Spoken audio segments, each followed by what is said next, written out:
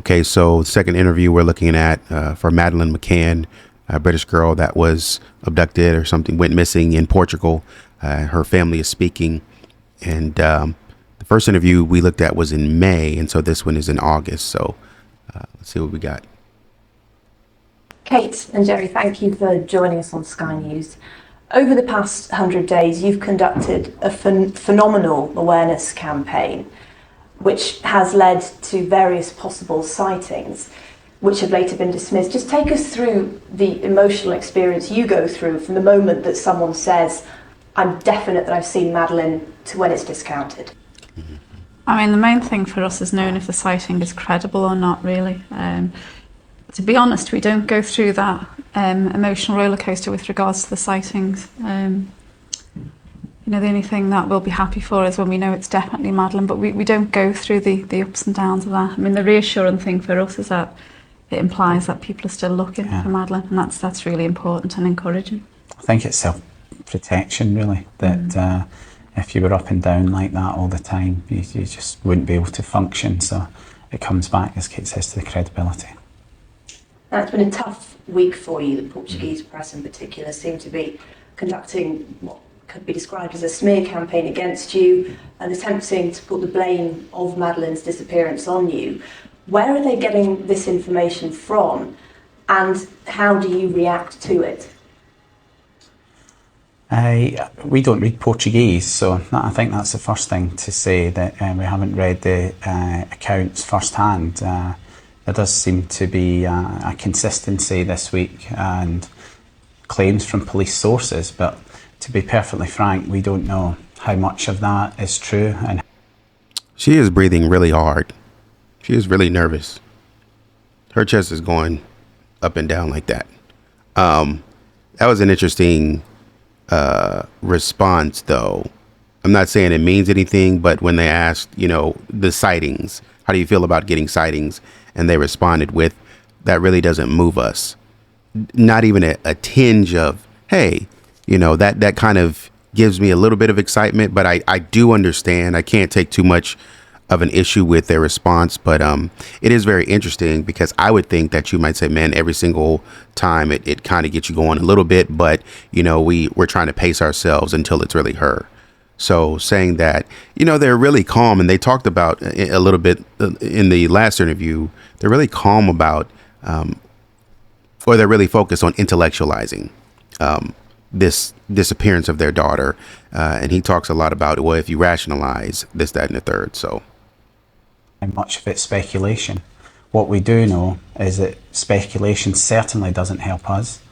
We know a number of the facts, and I have not seen any evidence or know of any direct evidence to have changed our viewpoint to what we've held for the last 100 days. And we've said all along, and everything we've done during the last 100 days is focused on the belief that Madeleine was alive when she was abducted. And certainly we were encouraged in that respect. And everything we've done is to increase the chances of her being returned. Amanda, we've been through and are going through that much pain with not having Madeleine with us, that anything that's written or said really is just a minor hurdle in comparison, and we'll ride through it. We still strongly want to do what we believe is the right thing to do, what's the right thing for Madeleine, what's the right thing for us, and at the minute that is to stay. And we're not going to be bullied into going home, We've witnessed the support that you've had in Luge, but there is out there criticism, not least from your hometown, the website for the local newspaper, the comments page, a barrage of comments that were described as spiteful, of defamatory. Were you surprised by that? And how did you feel about it? I think, again, I haven't actually read the comments, and I have no idea who's written them.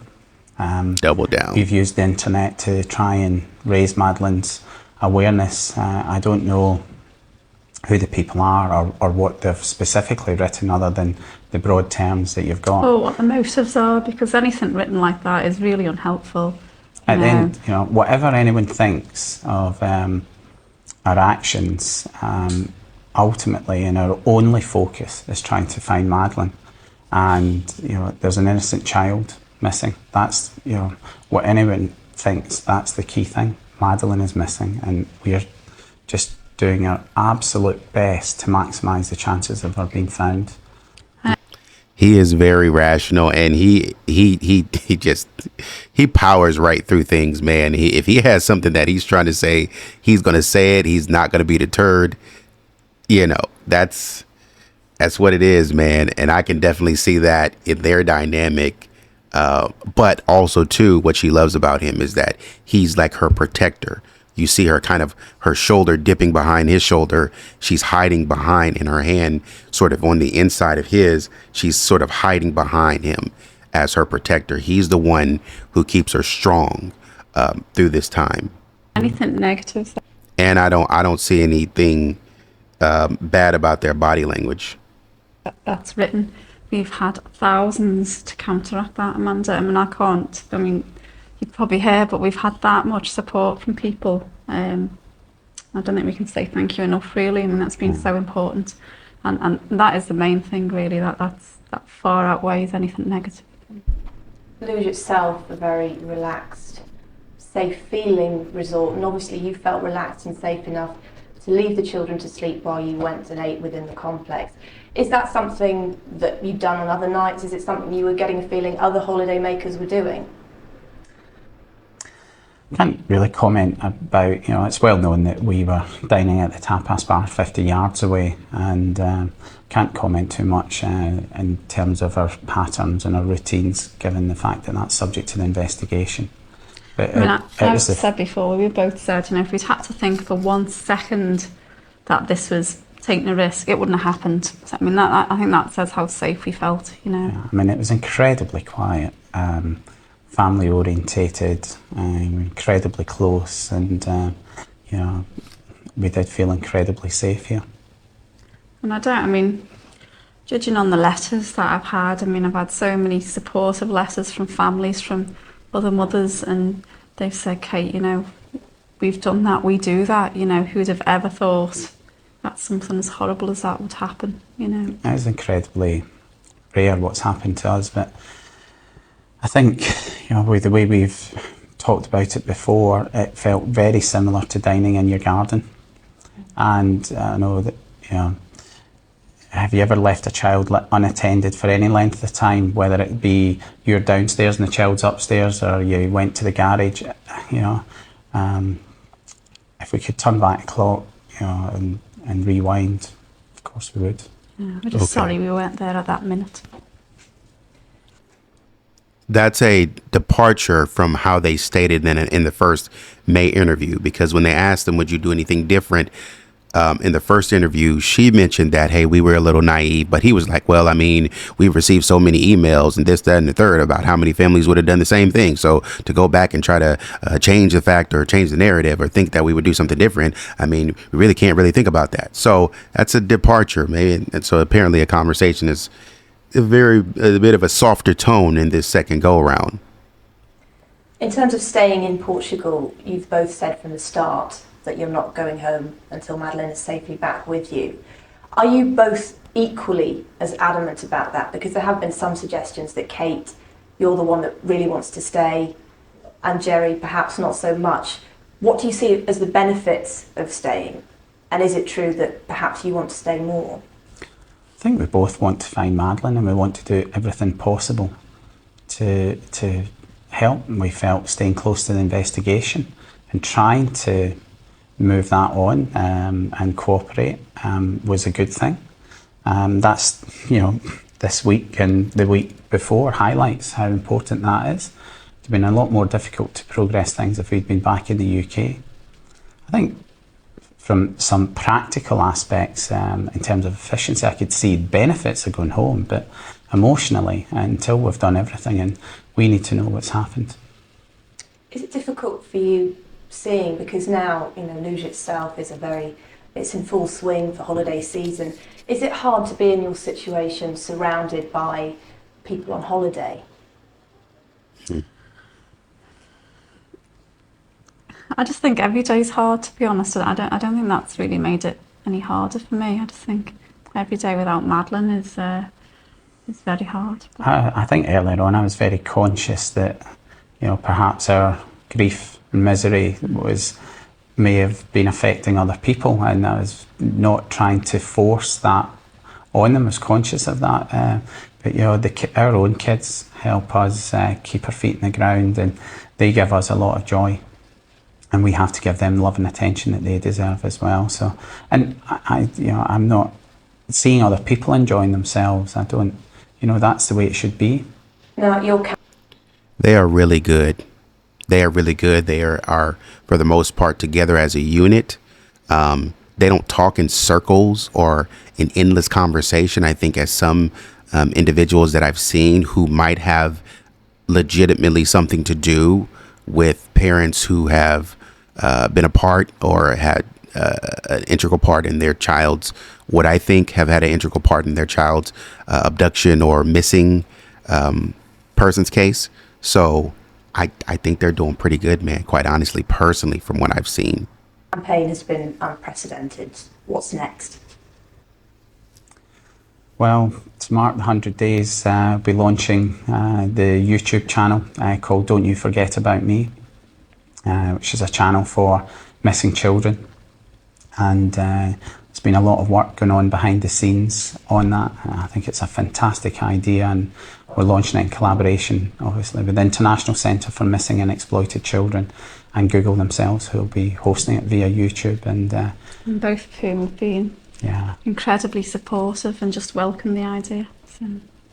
Is this an indication, going on at a wider scale like this, that perhaps your hopes are fading, Madeleine, in any way, in that you're giving it, you know, putting it on a much wider scale rather than this just being about finding Madeleine, about finding other missing children? No, I mean, I think, you know, from quite early on, we've obviously wanted to know a little bit more about the scale of the problem, and I mean, it's massive, actually. I mean, I didn't realise how little I knew, really, and I think knowing that, it's very hard to turn a blind eye to it, you know, and we just felt if there was anything, obviously at the minute our priority is Madeleine, but we just felt if there's anything that we could do that might help other children, that might make the world that little bit, even if it's a tiny bit safer for children, then something good has come out of it. I think it's something tangible that could benefit other people and give renewed interest to other missing kids as well, and a medium that younger people use, and tens of millions of people use YouTube. There were over 229 videos of Madeleine on it already. About 6 weeks ago. Yeah, so it's incredible. And Kate, finally, if Madeleine could hear you now, what would you say to her? I mean, I love you. She knows that. She knows how much I love you, how much we both love her. And we're still looking for her. Okay, little bit of a break at the end. She almost cried there. Pretty consistent with the parental patterns. Like I said, man, I like this couple personally. I think they're doing pretty well, explaining, and they're pretty consistent, and they're pretty logical in their approach to do things. Everything that goes in line, the conversation pattern is flowy, and there's next logical steps. Look, man, we're going to stay here until the job is done. I don't care what anybody says about us. We're not swayed. We're not getting super or overly upset about the tabloids. We understand that there's a process. We're happy about both sides of the investigation. We're happy about the agencies involved in the investigation. We've obtained counsel. We're trying to start a YouTube channel. We're not worried about anybody else in Holiday. We're just worried about getting our little girl back. I think that's pretty consistent. I love it. Personally, nothing about their body language. They're pretty buttoned up. You know, nothing about their body language seems to indicate anything other than that this was some sort of accident. Somebody may have come in. Maybe, I don't know the full story just yet. Somebody may have come in and taken their child. Because I was wondering, first of all, were there no cameras in the hallway? Number one. Number two, why didn't they take the twins? But they wouldn't take the twins. They would just take Maddie. So interesting. But yeah, that's the video. Until next video, I got a couple more that I'm gonna do, but until next video, take it easy.